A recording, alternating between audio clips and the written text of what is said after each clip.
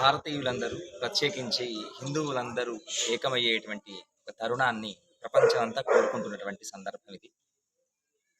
ప్రస్తుతం బంగ్లాదేశ్లో జరుగుతున్నటువంటి హిందువుల పైన దాడి, అట్లాగే యతులుగా సన్యాసులుగా లోకోద్ధారణ చేయాలి అనేటువంటి సంకల్పంతో హితకారులుగా ఉంటూ స్వస్తి ప్రజాభ్య పరిపాలయంతాం న్యాయేన మార్గేణ మహిమహీషాహ అని లోకమంతా బాగుండాలి అని కోరుకునేటువంటి యతీశ్వరులను కూడా వదిలిపెట్టకుండా ఆ దేశంలో ఓ అరాచకాన్ని మనం ప్రత్యక్షంగా చూస్తూ ఉన్నాం. ఈ అరాచకం తగ్గాలి అంటే హిందువులందరూ ఏకం కావాల్సినటువంటి తరుణం ఇది.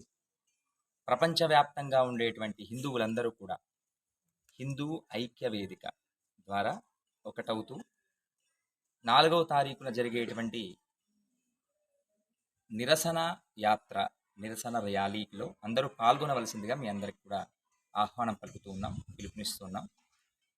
ఏ పార్టీకో ఏ కులానికో సంబంధం లేకుండా హిందువుగా పుట్టినటువంటి ప్రతి వాళ్ళు ఈ నిరసన యాత్రలో పాల్గొంటూ మన నిరసనను ప్రపంచానికి తెలపాల్సినటువంటి సమయం ఇది.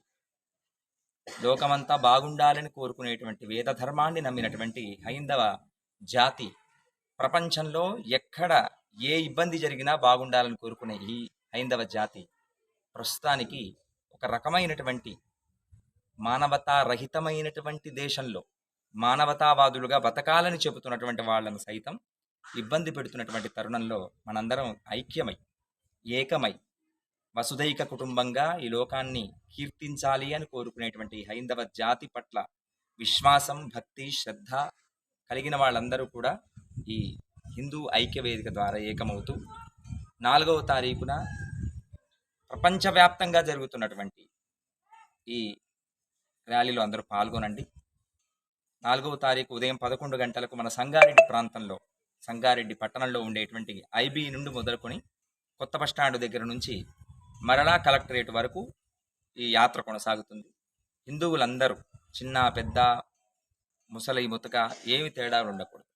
అందరూ కూడా మేము హిందువులమే అనుకుని చెప్పుకునేటువంటి వాళ్ళందరూ కూడా ఈ యాత్రలో పాల్గొనండి. మన గళాన్ని గట్టిగా ప్రపంచానికి వినిపించేటువంటి ప్రయత్నం చేద్దాం. హిందుత్వం అంతా ఏకమై వసుదైక కుటుంబంగా ఈ లోకం వర్ధిల్లాలి అని మనసారా ఆకాంక్షిద్దాం. అక్కడ జరుగుతున్నటువంటి హిందువులపైన దాడిని ఖండిస్తూ చేసేటువంటి ఈ నిరసన ర్యాలీలో ప్రతి ఒక్కరూ మనస్సు నిండా ఈ హిందుత్వ భావాన్ని, ఈ వేద భావజాలాన్ని నింపుకొని ఈ యాత్రలో పాల్గొంటారని మీ అందరికీ ఆహ్వానం పలుకుతున్నాం. ప్రత్యేక వారి అమృత వచనాలలో అద్భుతమైనటువంటి విషయాలు చెప్పడం జరిగింది. దాన్ని పాటిస్తూ ప్రతి ఒక్కరూ ఏకమై ఒకటై హిందూ సమాజాన్ని బలోపేతం చేద్దామని మీ అందరికీ తెలియజేస్తాం. వేదిక ద్వారా హిందూ సమాజం పైన జరుగుతున్నటువంటి బంగ్లాదేశ్లో అరాచకాలు, దానిపైన నిరసన ఉద్యమాన్ని ప్రారంభిస్తున్నాం భారతదేశంలో. ఆ 4వ తారీఖు రోజున యావత్ భారతదేశంలో అన్ని ముఖ్య కేంద్రాలలో కలెక్టర్, ఎంఆర్ఓ ఇలా అధికారులకు మెమోరండం సమర్పించే కార్యక్రమాన్ని ఏర్పాటు చేయడం జరిగింది. కాబట్టి 4వ తారీఖు రోజున హిందూ బంధువులందరూ కూడా ఐక్య వేదిక పైన నిరసన తెలపడానికి తాండోపతాండాలుగా